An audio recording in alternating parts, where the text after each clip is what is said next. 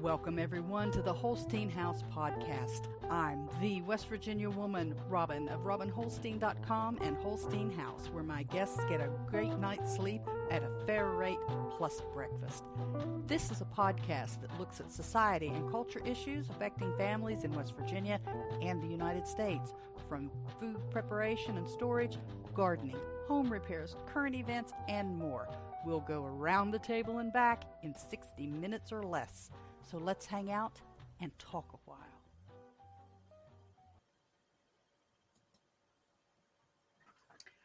Good Tuesday morning, all y'all. How are you doing out there this morning? I am Robin Holstein, the West Virginia woman and proprietor of Holstein House Bed and Breakfast. And for those of you just joining me today, or catching this on the replay that maybe you never have seen it before, I am located in West Virginia. I am a legitimate small B&B, and I do this broadcast a couple times a week right now, and we just share information generally about hosting a small B&B from your homestead. I have a small homestead as well. I'm an urban homestead person with a couple dogs and a few cats and some chickens and some ducks, and we talk about all kinds of stuff. Hope to see Mike, the Philippine nomad, out there. He's told me he was going to be there today. Looking forward to talking to him a little bit if he can make it.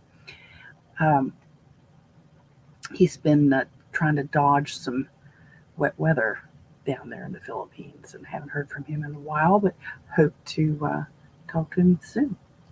Did talk to him briefly on the Telegram group this morning, and it was good to hear from him that the family is safe. All right, so today is this is episode 91 of the Holstein House broadcast, and today I want to talk to you. I have in the title line timber. Talk about the tree that we had taken down over the weekend. Talk about some of the work being done on the Doghouse. Tomato Assassin. The dehydrating workshop I'm going to do pretty soon, and some other stuff. Got a couple of news stories I want to kind of talk about that I didn't have in the description. I come across those this morning, kind of wanted to touch on those, so we'll do that here in a little bit. I know it's not good form. I should have it all there and share all that with you, and we will do that. There he is. It's good to see you, Loco E. And if you want to hop over and join us if you use Telegram, Holstein House Chat, t.me/Holstein House Chat. I had some folks having trouble getting in there, and I wanted to make sure I had that right. So it's t.me/Holstein House Chat. So we'll get started this morning. Hopefully Mike doesn't end up with the trench foot from all that damp weather they've had down there. He mentioned that he went to the lowlands because it's a monsoon in the highlands up in the mountains. And I'm thinking, well, water travels to its lowest. Maybe you shouldn't be hanging out down there in the lowlands. But obviously he knows what he's doing because he lives down there. I don't. It's a beautiful part of the world, though. I've seen pictures. And I know people who've been down there, and it's gorgeous. It's gorgeous down there. So first off, I was going to talk to you a little bit about and I have it listed as timber. We had the tree taken down. This was a very large. We're talking at least 3 stories, because that puppy was taller than our 2-story house by quite a bit, and I guess it could have been pushing 4 because it actually had grown down in a low spot in the yard. So the area of town where I live in is kind of on, I don't think it really counts as a ridge, but back behind our property there's a creek, and so it comes down the property, like, so here's the street, you come down through the yard, and then it kind of drops off and gets down into the bottom. My grandma used to call it the bottom. And then it starts back up. So over time, this creek has cut this right out. And so this tree, it's what they call a tree of heaven, and I think there's a couple other names for it, has grown in one of the lower spots. And so it actually had to grow up quite a bit to top the level of the highest spot in our yard, and then up 2 stories, at least probably 3 beyond that. This puppy was huge, and the base of it is every bit of 4 feet wide. I know you can't see all that. I do a lot of this, don't I? Sorry. But it was every bit of 4 feet wide. And that's it. It was huge. And it was, I don't know if it was actually leaning, but the way it was growing, it was leaning towards the house. Had it snapped off or had it fallen over, let's say, because like out in California where they're having all that flooding and stuff, you see, trees just tipping over because the ground's so soggy. And even if it's got a good root system, the ground's so wet that it just gives way with the top, as being top heavy. So if that thing had come over, not only would it have taken out my coop, which I knew that when I put the coop where it is, but it would have hit the kitchen. It would have hit my kitchen. So would it have taken the whole kitchen out? I don't know. It would depend on which direction it fell, but it would have done damage. So I've been wanting to get rid of it for a long time. We've had people come out and look at it before, and this is one of these that I've fussed about a little bit over the past almost year. And people will come out and say, "Oh yeah, I can take it down." Okay, when can you be here? Oh, I can be here Saturday or whatever, and then they don't show up. Now the people that took it down Saturday, actually we were going to have it done Sunday, and then they asked Mr. Holstein if they could come out Saturday and do it. And he said, sure. They're not the same ones that took the big tree down. Was it last year or the year before? I didn't have this channel when we did that one. We had another big one in the backyard taken down because if it had dipped over, it would have hit the doghouse. It would have taken out the doghouse. But if it had gone the other way, and because it kind of was straddling the property line, it'd probably be our fault. It would have taken out a mobile home. So we want to just go ahead and get that. It kind of split the property line, but you know how people are, so they would have probably sued us instead of the county. But anyway, we had it taken out. But this thing Saturday, it was huge. We just had them drop it. We didn't have them cut it up and haul it off because it would have doubled the price of having the work done. Now, if I can do this, where is it? It should be right here. I want to show you, and this is not going to be a really good picture because it's not the whole thing. It's only like the top third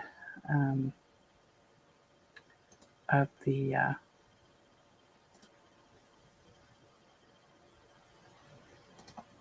the tree. So this is like, I don't know if you can see my pointer here. There is probably this much left that's not in the shot, and that's the top. That's the biggest part that came our way. This is my back fence. What's left of it? It was in poor shape anyway, so we weren't worried about that. But this thing, the base is way off the screen here. I couldn't even get to it. It was just huge, and I didn't take a picture of the base this time. I've taken it before, but this thing was a tree of heaven, and it's really, really brittle. When they started cutting, a couple of those limbs came down before he got, even half of the width of the saw blade in, and it was just snapping. This particular, there's like 2 big limbs laying here, all busted up, and of course you can see a couple cut spots where we had it cut, but it took out my tomatoes. We'll talk about that in a little bit.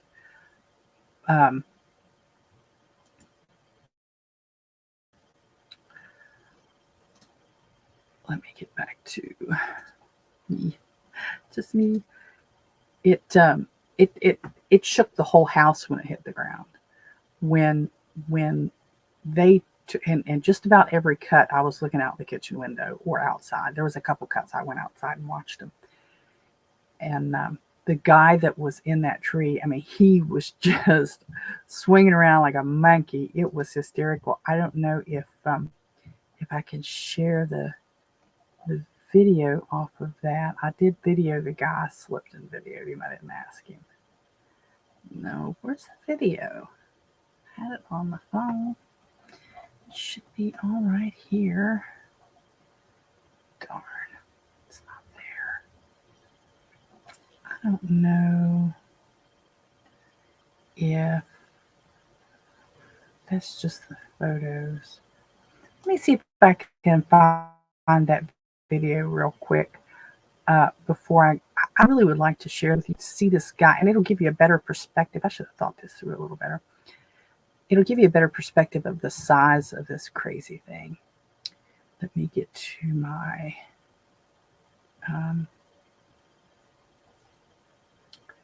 where is it? It's the camera.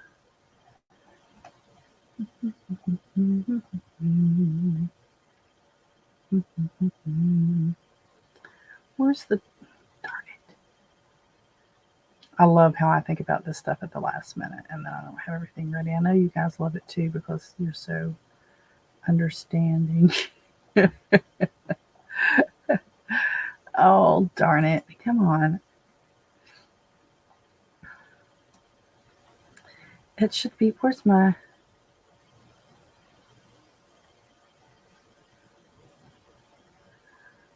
where is my, it's not in the picture file. It has to be in the documents file. Where's the dumb documents file? Recent. No, darn it. This aggravating thing. It drives me crazy. This Office 365 nightmare. I don't like Office 360. I don't like renting my software. And that's what this is renting your software. I like to own it. Do I have to update it? Yes, that's fine. But I want to own my software. All right, where's my camera? Not the camera on this laptop, but the camera file for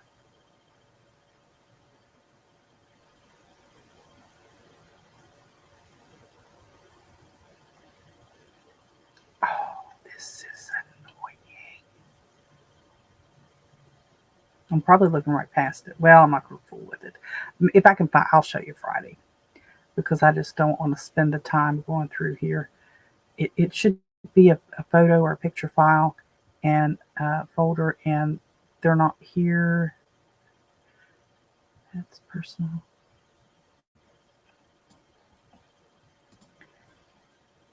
And if I don't find it, I don't like wasting a lot of time on it because the folks that are listening to the actual podcast can't see me fighting through this dumb thing and trying to chase down the camera roll, which is right there.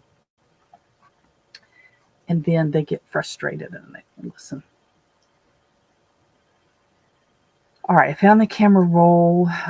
There's here, let's see, August.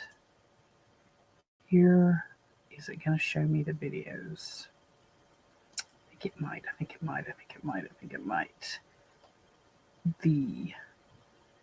No, that's not it. That's not it. Shoot. This stupid thing. Well, I'm totally aggravated with it. And don't want to fool with it anymore. Mike says, our chaos with the storms in the mountains Started with a tree down in our neighborhood. It took out the transformer and caused a local power outage for 3 days. Storm number 1 subsided. Then the rescue workers had the downed tree cut up and removed immediately, but the local utility took 3 days to repair the transformer and restore power to our small neighborhood. And then he says we have Office 365 loaded on this computer, but it's a scaled down version that was installed with the purchased laptop. Yeah, this is kind of the same thing, Mike, the 365 thing. And it's just frustrating. It just drives me insane. I have the Microsoft Office, I think it's 2007 version still on these laptops, and they still work, but obviously they're not supported anymore. So I get all kinds of error message when I open them up. If I leave them open for a while, it's okay. The problem I get is when I close the apps and then open them up again, I get the error messages, and it just drives me crazy. I've used OpenOffice and some of the other ones, and I just don't like them as well. I mean, I can use them. I just don't like them as well. And I do use Google. I should be ashamed of myself, but I still use a lot of Google stuff. But it's just ease of going from one machine to the next and not having to go through all of this crap trying to get to the files, because Office 365 shouldn't be this hard. It's, you have to open Edge, whatever they call it, Edge. You have to select 365. You have to open Live Office. You just have to go through too many stupid steps. Google, you just pop open Google. So, but anyway, I might show you some pictures here in a minute of some other stuff. But so they took this tree down, and like I said, a couple of the limbs just snapped. So the guys on the, I'm going to be uploading those to you. I'll show you Friday. Because I'm going to upload those videos to YouTube. And I'll show you Friday. But so he's cutting this one limb, and before he gets through like I said, the width of the saw blade, which is, like that, a regular tree cutting saw, gas powered saw, the thing snaps, and you hear it. You hear the pop of the snap, pop, and down it comes. Now, it came down where they wanted it, within a range, and then it took out my tomatoes. But it shook the whole house. And these stupid tree of heaven things are very, very brittle. And a few years ago, after I moved the coop and extended the run down over this little slope where it is in the back, one of those branches, I mean, at a saddle, I think they call it a saddle, it had rotted, and it just sheared off just all at once, decided, boink, I'm done, and it fell off. It fell across the run in the back and had all the birds scared to death. But they were okay. They were all fine. But it was a very, very nerve-wracking weekend for me. We had our guest. We had, the guys had been working on the doghouse. Then they came Saturday instead of Sunday to take the tree down. And in the process of taking down the tree, they dislodged a squirrel's nest from another tree. And we hear these little baby squirrels just screaming. And we found 3. We don't know if there were 4, but we found 3. We gathered up the nest. I put the nest in a box. I put the 3 squirrels in the 3 baby squirrels. They were gray. They had their little hair, but their eyes weren't open. And I was looking up how to take care of them. And you had to feed them every 2 hours. And I'm like, I can't. There's not enough of me to do this. I can't do this. And they, so I kept the box in the sun because it said they have to be kept at like 96 or 98 degrees or something. I forget what it was. They had to be kept warm.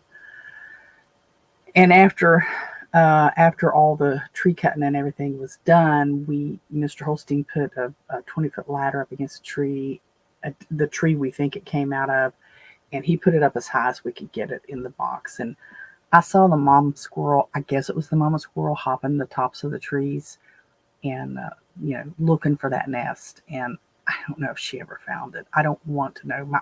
My heart breaks that we may have caused those little squirrels to die taking that tree down. But,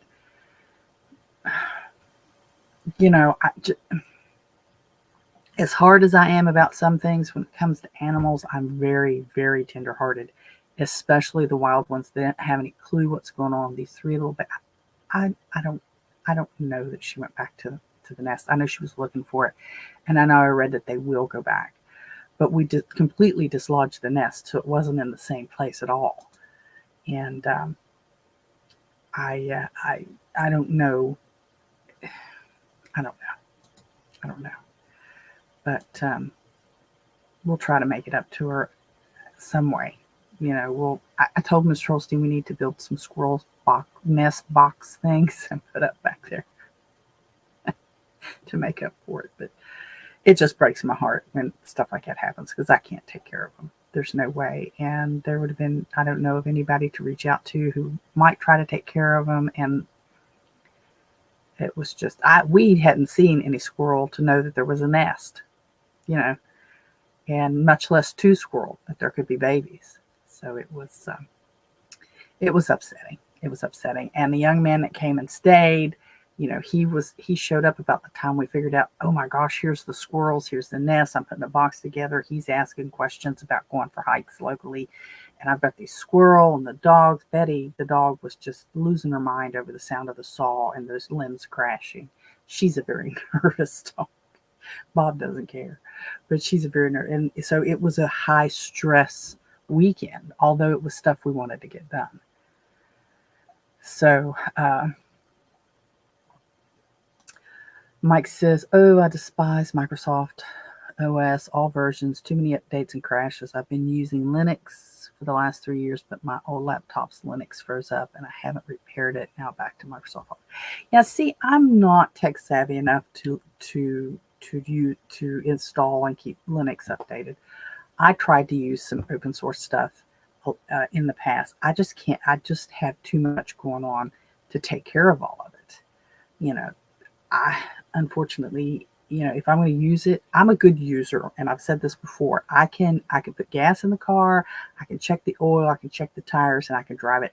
I don't need to learn how to build the engine. That's where I am on a lot of things. I don't need to know how to build a website. Well, I've built websites. It's pretty, the plug and play kind of stuff. I don't fool much with HTML or anything anymore, or CSS even for that matter. It's got to be, pretty cut and dry. And that's how I am. I don't have time. I'd love to, but I just don't have time. Mike says, actually, my old laptop's motherboard and RAM have gone kaput. Just so happened I had Linux installed after removing Windows 7.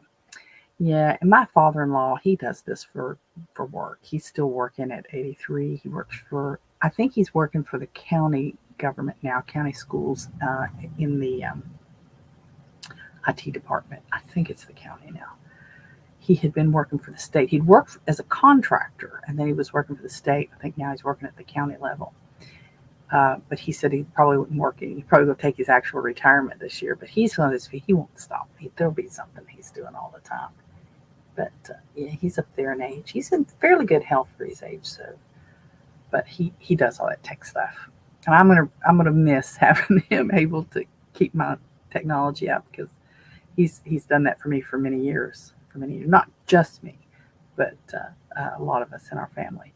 He's done that for us for many, many years, and I'm going to miss that. Well, one of the things that came up in some of the conversation in Telegram groups was the fires in Canada, and one of the ladies mentioned that she was in an area where she may have to evacuate, and then she was realizing that her evacuation plans weren't quite where they needed to be. And she was asking for some ideas. And it kind of made me think, it's time. It's really a little past time to start thinking of stocking up and preparing for winter's emergencies. And for those of you guys down on the other end of the equator, you're getting ready to start your summer, but we're all getting ready to go through that transitional phase, whether it's from summer to fall or it's from winter to spring. We're all going through those transitional phases, and it's time to do some of the. I like quarterly checkups on things. I think that's good. I try to. It doesn't happen on the day, but I try to um, use our solstice and our equinoxes as times to check certain things. One of the things that I do with the every quarter, whether it's the solstices or the equinoxes, is replace my HVAC filters, and they probably could use it more often, but every 3 months seems to be pretty good, and they are absolutely filthy when I change them. I mean, they're in the basement here, and so they pull a lot of dirt out of the basement, out of the air that goes through the system. But I also have filters in the vents, in the floor vents, and I do that for a couple of reasons. I do that to keep the dirt from upstairs out of the um, ductwork, because with the dogs, with us, the folks that put the HVAC system in this house, I don't know where their brains were, but they put these registers right where you walk. You know, when you normally put in when you have an HVAC system in a brand new place, they're usually by the windows, or they're by, where this cold air is coming in or where the heat's coming in. And these are out dead in the middle of the floors. And so we're walking on them all the time. And with the dogs and the cats and the scratching and the dirt and the shoes, and it can collect down in the ductwork. And so I bought I don't have them here handy, but they're just little white filters. You can buy them at the box store, home repair shops, and the box stores like Walmart's and stuff in the hardware section, and you trim them to fit, and then you tuck them in the registers from the underneath, and they filter both directions really. Well, they're not filtering, but they filter the air coming out through the ductwork. So anything that the HVAC may get through there, it's the second filter. But for me, I'm using them to keep stuff out of that ductwork, and I change those out, and they get really now. You don't even think about those because they're off and you're not looking at them. But then when it comes time to change them, they're really gross. So it's getting ready to be time to do that here in September. I may do that early because I've got some other stuff going on, but still yet, it's time to check those. Something that we were talking about related to the fires, though, is fire-resistant envelopes. Fire-resistant envelopes are used to protect your important documents from fires. I've noticed them most at Harbor Freight, but I suspect you can get them at anywhere you can get a fireproof safe. I think I have seen them at office supply stores. I haven't been in one in a long time. I'm usually ordering online from them, and I haven't physically been in the store. But a fire-resistant envelope is exactly what it says. You tuck your important documents down in those envelopes, and it protects them from an average household fire. That's something I need to get. I have safes that we keep our titles and our deeds and our wills and our birth certificates and all of those important documents in, and our passports and stuff. But I don't know the fire rating on those safes. A fire-resistant envelope would also be good to be able to pick up and travel with. So if you think in the case of the Canadian fires, and even the ones in Hawaii. Now Hawaii's a lot different because they didn't have a lot of options of where to go. But if you're having to evacuate, and you've got all those documents in that envelope, you're just grabbing that one envelope to go with you, and it's going to be protected from fires, and safes, of course, you want to have some safes to keep your valuable things and you want more than one safe. You want to have a safe that people might stumble upon if somebody's going to try to rob you, and then you want to have one that's tucked away. Because if they find the one, they won't necessarily look for a second one. But you also want to make, as you're getting ready for the winter and potential emergencies, you also want to have copies of vital documents. Now, these can be photocopies. These are just enough to help you if you lose your original ones. So let's take a copy, an uncertified copy of your birth certificate. If you just shot it through a copy machine and had it tucked away somewhere, you can use that to go to your vital registrations office, and you'll have all the information you need to order a new document. You wouldn't be able to use that one legally, but you would have it. Extra medications, you may want to have some extra medications on hand. Now, I'm not real sure. There's a lot of stuff that you just can't really stock up on easily. So that's something you may need to talk to your physician about and say, I need an emergency supply. I need a couple weeks worth of this on hand so that I can keep it if we were to have to, for, whether it's a snowstorm or something, you can't get to the pharmacy, whether you're having to evacuate for some reason, that you will have these. I have seen my mother in the past has gone on trips when she was alive, obviously, and she didn't have all of the right medicines with her. And she got to a place and was trying to get some called in, like enough to get back from her trip on, and it was a big hassle. And she wasn't gone but 4 or 5 days. And these were things like her heart medications and fluid pills and things that not the stuff that like oxys or any of that stuff, but and it was a big hassle trying to get that for her when she went off. She just went off without them. And if she'd kept a little bottle, aside that she could take 3 or 4 with her, it would be one thing. But maybe you get out, maybe you can't get your medications refilled, so you have a few extra set aside. And of course, you're going to rotate through those, but you have them set aside so that you can have them in case you can't get to the pharmacy. Getting ready for winter, stocking up for winter. One of the things that people do, a lot of us do, it is, home canned foods.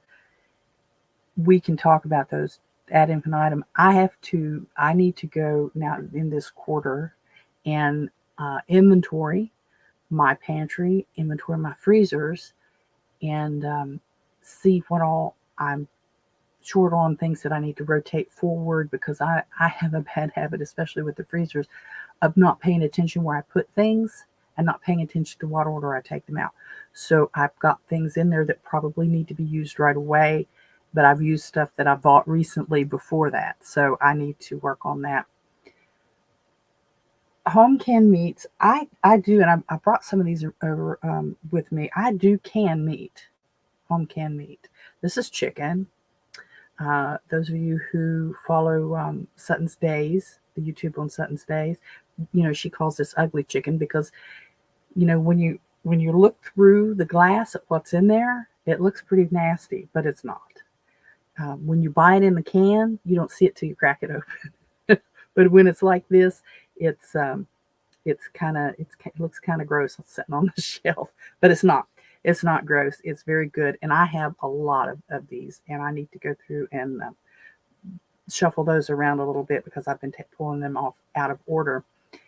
And I'll take, now this is chicken breast. I do have chicken thigh, chicken legs, and other pieces of the chicken in jars. They look a little different. Dark meat tends to have a little more fat in the jars than the breast. The breasts tend to be a little dry when you take them out, so you want to keep them in the liquid when you take them out and use them. But this is chicken. This is beef. And this one's pork. You see a little bit of fat there with the pork. When you have a little bit of fat, like you don't want tons of fat, but you're going to have a little bit of fat. When you have a little bit of fat, you want to make sure you use these up sooner because the fat will go rancid. But yeah, so I don't know if I can get these all up where you can see them or not. Oops, wrong mouse. So here's pork, beef, and chicken. So there's those. And I need to go through and I need to get them all sorted. Make sure that I don't have any that are getting towards the long end of their, I don't want to call it shelf life because they're really good for a long time, except for that if you've got a lot of fat, like I said, it'll go rancid. But the nutrition value degrades. So I need to go through and make sure I've got those. Oh, Mike says, my wife moved over to a MacBook.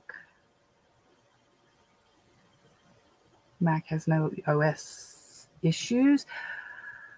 Then he mentions most of our local, now remember Mike's in the Philippines, most of our local banks no longer offer safe deposit boxes for document security. I didn't know that. He says, our neighbor at our former apartment building lost all her husband's chilled insulin when the fridge was out during a 3-day power interruption. Yeah, insulin is a big one. There are some out now that are shelf stable, but my mom was on insulin and it wasn't shelf stable. That when I read the book 1 second after, and that's one that Toolman Tim has talked to, the author. He actually was just talking to him the other day, and I read about the character's daughter and the insulin issue, and him talking to the pharmacist. I was upset. Mom was still living, and I thought, oh my God, now what? So, and Mom and him don't have. Well, Mom's gone, but they don't have a generator over there. They don't have any way of keeping stuff cold except for ice. So if the power goes out, I mean, they're screwed after their ice is gone. And I don't know if they even have ice, and that's a long story that I don't want to get into. But yeah, that bothered me a lot because Mom's on insulin, and yeah, it can be quite scary. You've got to have a plan. You've just got to have some kind of plan, whether it's a small generator, whether you can. Now my dad had, when he was driving a truck, and I need to find out if they make those small enough. It's a cooler you put in the now they just call them a power port, but the lighter port, because you used to have electric lighters to light your cigarettes in your car, and you could use that to pull power from. But he had those. He had a cooler that you plugged into it, and then of course it took a long time to cool down, but it would cool down, and he could travel with stuff and keep it cold in his truck. And I don't know if you can get those that you could put on a solar powered battery charger thingy.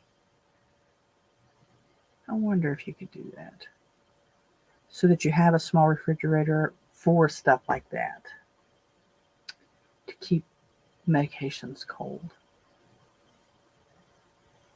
Because we had that derecho that came through here, I think it was in 2014, and it killed the power. Even the gas stations couldn't pump fuel because they didn't have backup generators.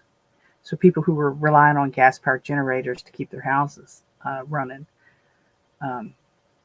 couldn't get fuel. I mean, you had to drive forever, and of course there was no fuel forever because the whole area where the power outage was enormous, and then the gas stations that were just outside of that were tapped out from everybody going there. So yeah, I need to check on that and see if you can get, because I know you could. I don't know. It's a lot to think of all at once. I can think of all that stuff. But something else that I have here is along with the home canned fruits and vegetables and the home canned meats, I dehydrate. I have a dehydrator, and dehydration is one of the classes I'm giving this week for the church. These are peas and carrots, and this is a pint jar. And you see about a third of this pint jar is filled. This is one large freezer package, and I'm sorry I don't have the weight of that package, but you go to the big box store in the freezer section, you buy a big bag of peas and carrots, and this is what happens when you dehydrate them.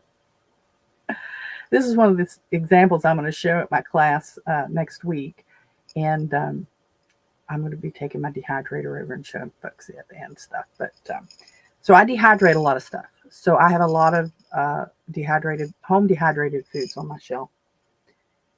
I also, and I failed to mention this a lot of times, I'm a Thrive Life consultant. It's a shame. I don't even talk about it. It's crazy. I should, because multiple streams of income, right? Well, this is a can of Thrive Life cheddar cheese.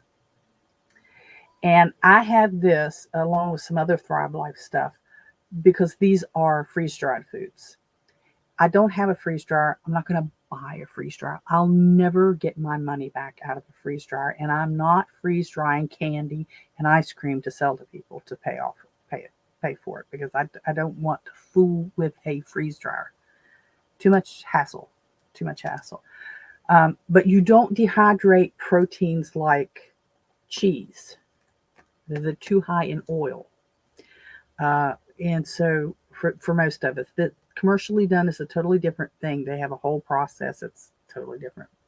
But you don't dehydrate cheeses. So freeze drying is a different process altogether. And this is the Thrive Life cheese. I have quite a bit of this. I hate to say it, but I haven't been using it like I should. I need to crack open a can every so often and use it. These are so yummy. These are strawberries. They don't keep these all the time because they run out of them fast, but these are really good, sweet, like a little treat. But you got to be careful. You could eat this whole can in no time. They are so good. Then this is milk. Now this is freeze-dried milk. It's different than the powdered milk you get at the store, because the powdered milk you get at the store has been heated like in a dehydrating type of process. And so it's a whole different texture. This is a freeze-dried, freezing the moisture out. And it doesn't have that weird cooked flavor to it. So these are just a few things. I have more. I have several types of vegetables and stuff. But and I am like I said, I'm a Thrive Life consultant, and I did finally I'm ashamed to say, Carla reminded me. She was asking me about it. She said, what is your consultant page on Thrive Life? And I had to send it to her. I had to look it up. I've been a consultant for a couple of years now, and I haven't done very well with it at all. But it's my fault because I don't promote it, and I don't push it, and I don't show it. So, but I have added that link down in the description, so you should have that here when we're finished. I have to update that description to include it, but I'll have that down there for everybody. Let's see. I'd love to have known I had 2 coolers and plenty of ice at the Genset powered hotel we stayed at. This is what Mike is saying, just around the corner from our building. Our landlord was totally absent during that event. Too many electric appliances. Convenience ends when the power goes out. Yeah, a lot of dependence ends. Yeah, a lot of dependencies are going to end. There's going to be a lot of when it may not happen to everybody all at the same time, but at some point in our lives, we're going to experience these power outages and these shutdowns and things. And without getting too political, because I kind of, I could be the angry white woman screaming at the clouds about the politics and stuff, but I don't want to do that here. But I have watched things like those rolling blackouts in California. I'd be livid. I'd be furious if I had to put up with rolling blackouts from my government and them expecting me to be okay with it. If I have my way about it, I will never live in a facility or building or apartment or anything that's more than 2 stories tall. I'm not going to be up on the 5th or 6th floor and have the power go out and can't use the elevator and have to climb the stairs. No, not if I have my way about it, which I don't always get my way about it. But I don't. That's not okay with me. But yeah, and you have riots. I mean, you have riots now before the power even goes out. There's so many places that law enforcement can't keep up with the looters, and people just, I've seen the stories on the national news of people videoing people, just going up and bashing out car windows and reaching in and taking stuff out and taking off and going because they got somebody driving them. They hop out, they bash out a car window, they reach in, they take stuff, they hop in, they go to the next one. And then you see all these folks, in places like New York, where they're well, and big cities in California too, where these mobs of people are going in and tearing stuff up and stealing stuff, and they're stealing it because they can sell it. It's not just the violence and breaking in and stealing the stuff. It's they're selling it somewhere. So yeah, there's going to be a lot of people. There's going to be a lot of tough decisions that have to be made by people. So listen, let me show you. Is this it? Let me think. Where is my window? Mike says we still have regular power interruptions monthly up in the mountains with the local electric co-op utility. Is it like on purpose, Mike? They shut those off on purpose, or it just you can count on it going down one day when so that they reboot the system or something? Local electric co-op. It's driving me insane. Mr. Holstein works for the power company, and I know that his as they push towards using more and more electricity, but they don't upgrade anything. They don't improve the infrastructure, and then they turn around and keep telling you, "Oh, that's okay. Yeah, we're going to be all right. We're going to make all the electric cars, and we're going to make everybody go to electric, and it's going to be great. We're going to get rid of these awful, this awful coal-powered this, that, and something else." I'm sorry, most of our electricity still comes from fossil fuels, and how do you think it's generated? It's oh, good grief! I just get I get really upset about it. But yeah, I was going to show you where can I get this to. Let me not get too loud. I don't want to get too loud.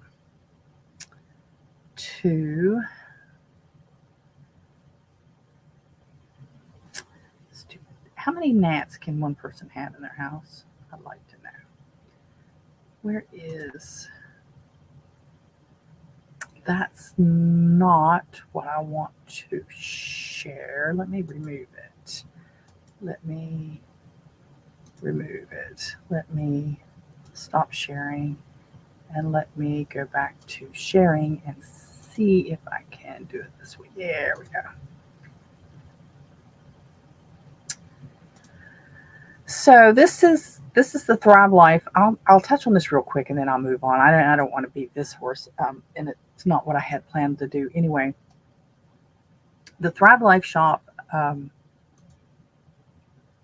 they're having some sales on what they call ingredients, which is like the individual packages of stuff, and then meals. Now they offer meals now. I'm not a big fan of the meals, and let me show you one real quick if I can. The we'll go with creamy beef and rotini pasta. These are envelopes, kind of Mylar envelopes. They've got a really, really, really long shelf life. But what I want to show you, and the reason that I don't like meals like this is this right here. I don't know if I can zoom in anymore. This is the sodium level of sodium. I don't, in the whole container, it's 1940 milligrams. In the in the, oh, it's not showing you, is it? Darn it.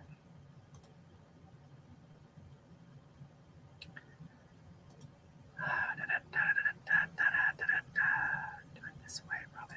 Do it the right way, Robin. Do it the right way, Robin. There we go. Here we go. Sorry about that. So what you see here is the sodium content per serving, and there's 3 servings in a container, and there's one cup per serving. So in 1 cup of this beef meal, you've got 650 milligrams of sodium. I think that's kind of high myself. I could probably put this stuff together without that much sodium, just individually. The sodium is there to as a preservative, and it's just, in my opinion, just crazy, a crazy amount of sodium. So I don't like that at all. But you know, they are having some sales. Let me show you the sales real quick. The August specials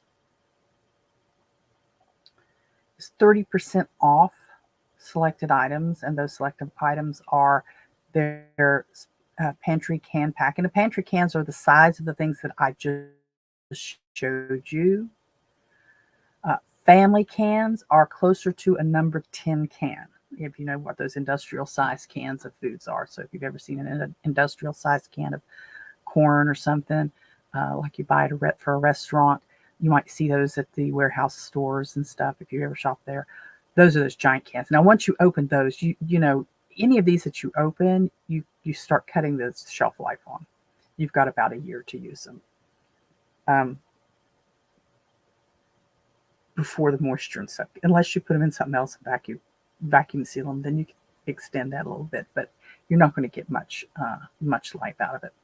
So these, what you're seeing here, the August special pantry cans are the small size cans that I showed you just a minute ago. They're like really small cans of coffee that you might buy if you're just one person that drinks coffee in your home, and it's just it's not very big of a container at all. And in this August special one, you get a pantry can sizes of pineapple, strawberry slices, green beans, mashed potatoes, pepper jack cheese, sausage crumbles, and instant white rice. And you get those for $154 right now. But if you get the monthly delivery, you'll get it for $116. And what that monthly delivery is you're saying, okay, I'm going to buy this every month. I want you to auto ship that to me every month. Let me see here. The monthly special should be yeah, here we go. Well, that's what I was showing a minute ago. These are the individual cans, so that you're getting, these cans are on sale. The strawberries are on sale. Green beans are on sale. Sausage, pineapple, all of these things that you see here with the little triangle shape that says special on it. They have sweet cherries, they have apricots. All of these are freeze-dried foods. There is also where is it? Back to school sale items. Now this one is a special sale just for the next few days. It starts on the 23rd. Which is tomorrow, and it goes through the 28th, and you can save up to 50% off of the retail price on the items that are listed here below. And mushroom, cranberries, chicken slices, confetti, cake bites. I think they're getting ready to discontinue those. Tomato powder, peach slices. Now, one of the things, that's tomato dices, not powder. Sometimes they have tomato powder in stock, and one of the complaints people were given was it's getting hard. Well, they're freeze-dried, and when you open them, they start clumping. Moisture gets to them, so it's really not a defect, but people get upset. So there's a lot of stuff here, and if you want to order, again, I have the sorry, I'm doing two things at once. I have the link for my my store, my Thrive Life store in the well, I'll have it. I'll have to update it, I think, in the show notes. But you can go to Robin Holstein, that's one word, ROBINHOLSTEIN.thrivelife.com. I might be able to get that over here and post it here. Let's see if that will work. It should work. There we go. RobinHolstein.thrivelife.com. If you want to order, you can order through me, and it would be greatly, greatly appreciated. I'm just all over the place today. I have been trying to work on making little clips. I'm just so all over the place. I can't find good clips. It's But let's see. Okay, we'll go here. We're talking. What time is it? Oh darn, we're almost done, and I've spent so much time talking about that stuff. The doghouse, the contractors are working away on that now. Right now, they're putting on the back part. They're putting. It's not a rubber roof, but that's the word that comes to mind. It's a sealed roofing, flat material on one part of it, and then tomorrow they're going to put a metal roof on. I didn't want a metal roof on it. I wanted shingles, but they walked around, said it's in good enough shape to put a metal roof on, and there's so many layers of shingles, I would be eat up by disposal fees, and it would really increase the cost on the job, because of the amount of time the guys would have to spend taking the old shingle, all that old roofing off, and then putting the metal roofing on. I really don't like the idea of metal roofing. I just don't. But it seems to be the best call right now for our situation. And if they get it sealed up good, then more so better. It's just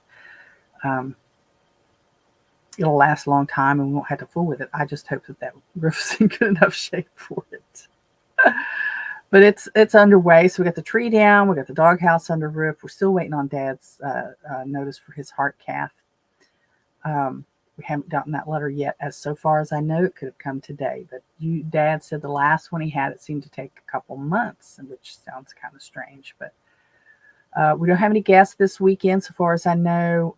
Well, as I shouldn't say so far as I know, we have no guests staying here at Holstein House this weekend as of this time. There's no bookings. So we do have some bookings for September and October already, and we're looking forward to those. The folks that are coming in October are coming for a high school reunion, and it turns out that I went to school with the high school with the guy's niece. So that was an interesting conversation when I figured it out. It's like, wait a minute. Direct book, Airbnb, AirBTC. Don't forget, we're on AirBTC. My October guest actually already called, and this is what I was talking about. They were having trouble getting booked with Airbnb. It was but it was on the Airbnb end, not on my end. It wanted them to upload an image for their own profile, and she called me. The wife called me and was all wound up about it. While they were trying to book the room, they decided they wanted to direct book. So the guest called me and said they were having trouble uploading or getting the reservation made through Airbnb. While we were on the phone, they decided, well, we'll just direct book, and they went over to direct book, and they were having trouble, wouldn't let them. What was happening was Airbnb put a hold on the room while they were supposed to finalize their profile. And so by doing that, the management software that I use for my calendar for the B&B blocked those rooms so nobody else could get in them either. So they had them blocked because they were using Airbnb first, and that blocked those dates. And so they couldn't direct book because the dates were already blocked. Hope that makes sense. Talking about the garden and the poultry. I mentioned Tomato Assassin. Well, Tomato Assassin was the guy that was cutting down the tree. He landed every piece exactly where it needed to be. We did, but there were occasions when the outer branches were scraping things that they shouldn't. Case in point, the squirrel's nest. One of those in that picture that I just showed you took out my tomato plants in my container garden. And I was upset. I wasn't mad at him. I mean, there's only so much he could do. It wasn't his fault. If he had landed that tree differently, it would have rolled down the hill into somebody else's yard. So I was upset because my tomato plants had been mashed. I was able to go out yesterday and cut away a bunch of the stuff that had been broken off. I put some new soil in several of the containers. I watered them down good. I fastened some of them back up, and I think we're going to be okay. I'll still have a few tomatoes. I obviously won't have as many as I did, but it's not an all full loss. So it'll be okay. I may have some green beans coming up in the fall.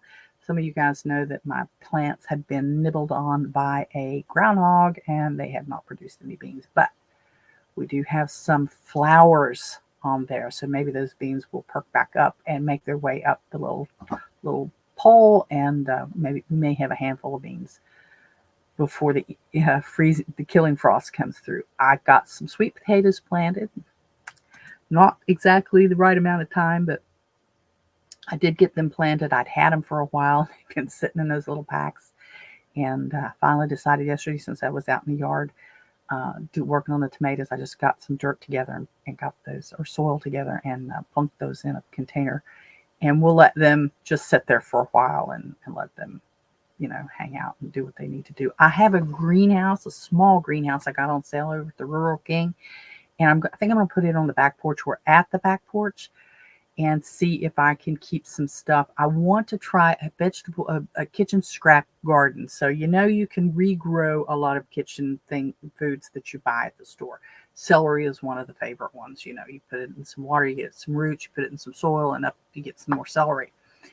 I want to try to do that. I want that to be a project I want to try to do as long as I can through the winter months on the back porch. I have an area of the back porch screened off with some plastic to keep some of the wind off of the back porch. I think I'm going to put that in that little corner, and it will keep, it'll get sun, it'll get warm, and hopefully it won't get enough wind to chill it off through the winter, and we'll see how that goes. I'll try to get some pictures for you.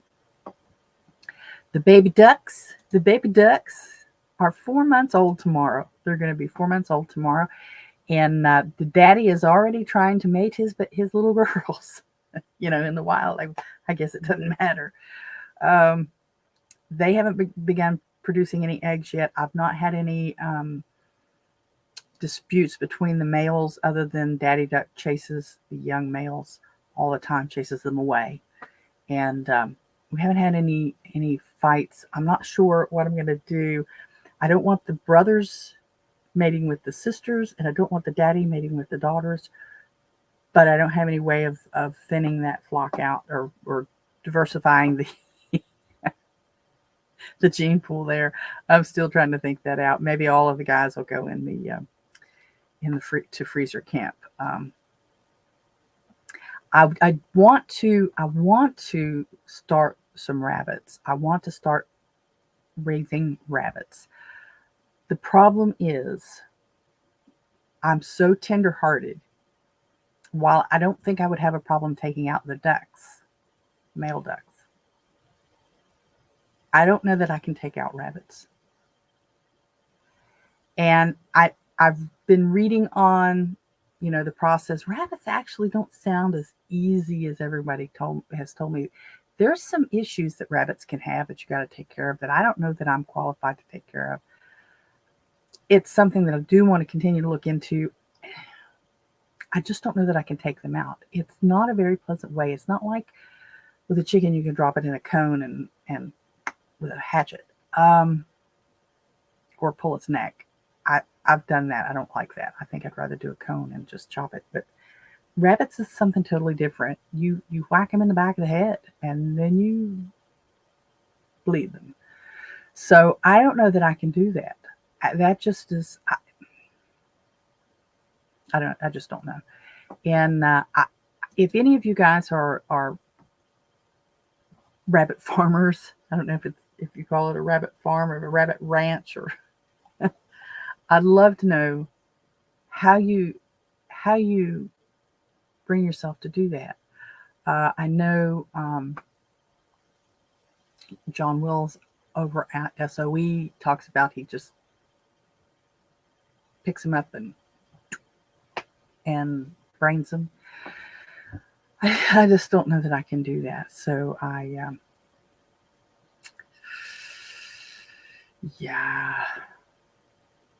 just wish there was a different way. I don't know. Anyway, you get what I'm saying. I wanted to talk a little bit about, I've already run over my time for the day, and I hate to do that. I wanted to talk a little bit about things to do around Holstein House. There's a good story on geocaching. If there's anybody out there that likes to geocache, I'm going to put a link. I'm going to update all of the descriptions, and I'm going to include that. That's one of the stories that I came across that I wanted to include that I don't think I got included already. Geocaching, and there's some geocaches in and around Holstein House, not too far. Events going on. There's a fly-in festival in Huntington this weekend. There's a West Virginia Cupcake Festival in Hurricane this weekend. Metal in the Mountains out at Pipesden this weekend. I think that's, I'm not sure what that is, if it's music or not. West Virginia State Honey Festival in Parkersburg. It's about a 45-minute drive from here. Is also this weekend. Huntington Music and Art Festival is from the 28th to the 2nd. So this weekend. That's this weekend or next? That's next week. Next week through the weekend. And the Oak Leaf Festival in Oak Hill is August 31st through September the 3rd. We also have the West Virginia Italian Heritage Festival in Clarksburg. Now, Clarksburg's a bit of a drive from here, but it's there if you want to go. And be lots of fun. West Virginia Sunflower Festival and Flea Market in Alderson. It's about an hour away. Great Beckley Beer Festival, September the 3rd. Beckley's about 45 minutes away. Beckley Kids Classic Festival from September 4th through the 10th. The Culture Fest World Music Arts Festival at Pipestem from the 7th to the 10th of September. Nicholas County Potato Festival in Summersville. Mound Art and Crafts Festival in South Charleston is on September the 9th, and that's only about 15-20 minutes depending on traffic from here. And the Putnam County Homecoming in Winfield is September the 9th.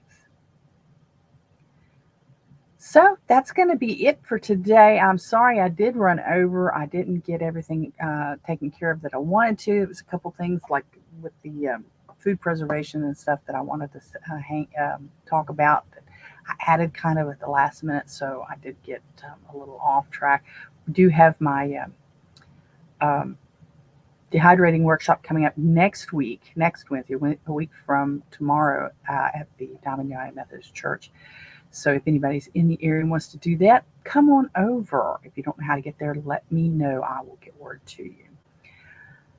So I think that's it. Listen, hey, if you're traveling to or through West Virginia on the West Virginia Turnpike or Interstate 6477, and you're looking for a place to stop in between from point A to point B, consider Holstein House. Go to robinholstein.com. Look for Holstein House on the menu. Click Holstein House and check out our direct book dates and things that are there for you. And we also take Airbnb, which is fine. A lot of people rather use Airbnb. I'd rather pay those fees, but I get it. It's a long-standing place, and it's probably makes you feel a little more comfortable than using the direct book for a little place like Holstein House. But that's okay. We take them all. So I'm going to call it there, and I hope you guys have a wonderful, wonderful next few days. Thank you, Mike, the Philippine Nomad, for stopping in and having our little conversation here. I'm sorry I didn't get everything that you had to say, but I do appreciate it. And we're going to go now. Oh, excuse me, I got the hiccups. And we'll talk to you again on Friday at 10 o'clock. There's another live, but it's live and unscripted, so more room for your conversation. We'll talk to you later. Bye-bye. So there you have it. Post your comments, do all that boosting, liking, sharing, thumbs up, and stuff that helps spread the word and poke the algorithms. Follow me on most of the big social media platforms and look for my name, Robin Holstein, or Holstein House. Till next time, bye-bye.